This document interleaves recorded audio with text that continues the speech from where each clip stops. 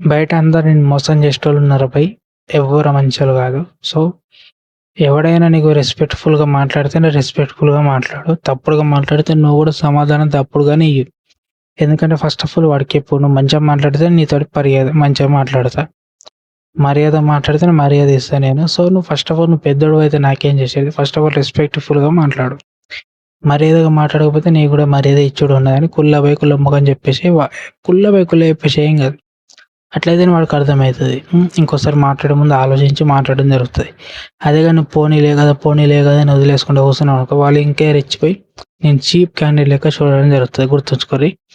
So, ప్రతి మనిషికి self respect ఉంటది. సో, ప్రతి మనిషి రెస్పెక్ట్‌ఫుల్‌గానే చూడడం జరుగుతది. సో, ఎందుకంటే self respect is the most important.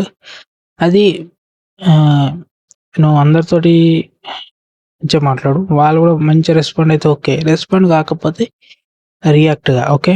So, అందరు మంచోళ్ళు అనుకోకు. మోసం చేసేవాళ్ళు ఎక్కువ మంది ఉన్నారు. ఓకే. సో, అతి ముఖ్యంగా డబ్బులు సంపాదించుకో.